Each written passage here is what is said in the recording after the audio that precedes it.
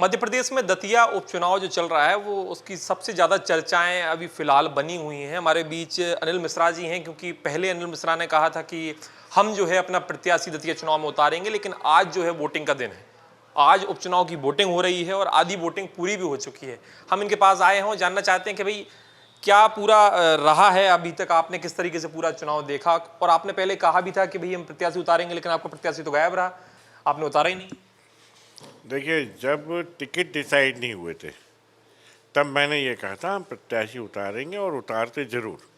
लेकिन हमारा सोच प्रत्याशी देने के पीछे ये रहा कि हम पहली बार कोई प्रत्याशी दे रहे थे देश में, तो उस प्रत्याशी को हम किसी ऐसे भारी भरकम कैंडिडेट के तहत अगेंस्ट देना चाहते थे जिसका कि एक नाम, चेहरा देश में मान अच्छा प्रचलित हो, जो बहुत मंत्री रह चुका हो, गृह मंत्री रह चुका हो, लगातार जीतता रहा हो। तो ऐसे प्रत्याशी थे हमारे नरोत्तम मिश्रा जी। हम उनके लिए बिल्कुल सहज तैयार थे, क्योंकि हमारा प्रत्याशी अगर उनके विरुद्ध उतरता तो हम एक देश में एक मैसेज देना चाहते थे कि हम एक मंत्री को, एक बड़े चेहरे को भी बीजेपी के हरा सकते हैं या किसी अन्य पार्टी के। लेकिन वो ऐसा नहीं हुआ, तो हमने सोचा नहीं, अब आगे यूपी का चुनाव है, उसमें हमारे सारे प्रत्याशी उतरेंगे, निश्चित बात है।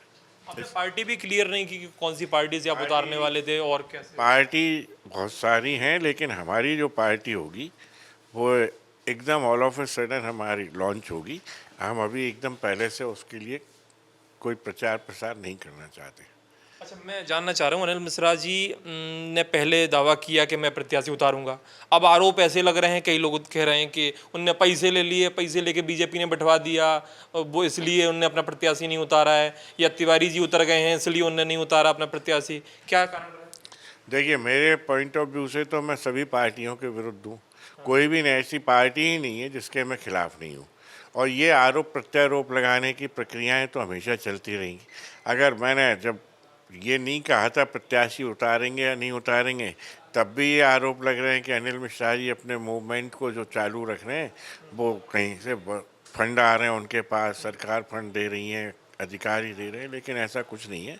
हम जो भी कर रहे हैं अपने पॉकेट से कर रहे हैं, सब मिल के कर रहे हैं, किसी के पास भीख मांगने नहीं जा रहे। और ये क्या पैसे देंगे हमें?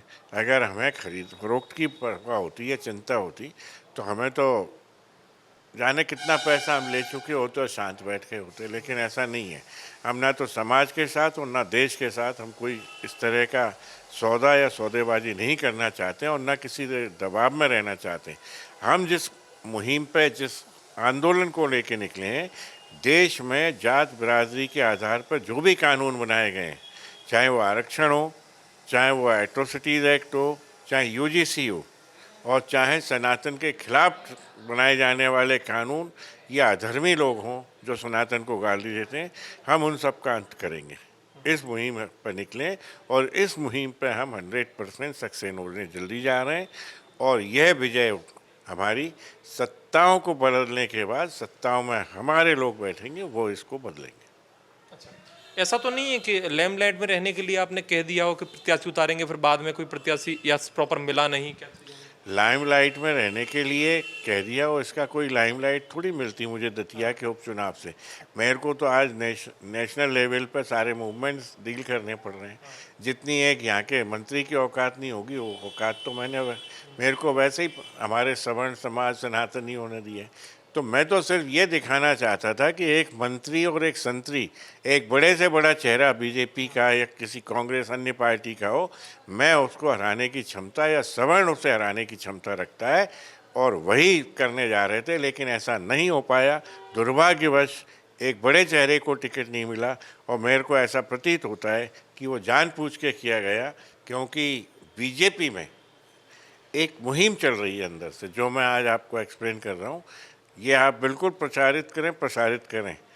संघ में और बीजेपी में एक मुहिम चल रही है इंटरनली। उस मुहिम के तहत जितने बड़े चेहरे हैं जो सवर्ण हैं, चाहे वो ब्राह्मण हो, चाहे वैश्य हो, चाहे क्षत्रिय हो, इन चेहरों को अब टिकट नहीं दिए जाएंगे। उन्हें अब रबर स्टैंप्स की ज़रूरत है। बाकी आप क्या सोचते हैं इनकी इस बयान पर, कमेंट सेक्शन में जरूर बताएं। द प्रेस हिंदी के लिए कैमरामैन विजय के साथ मैं सूर्य प्रताप सिंह, ग्वालियर से।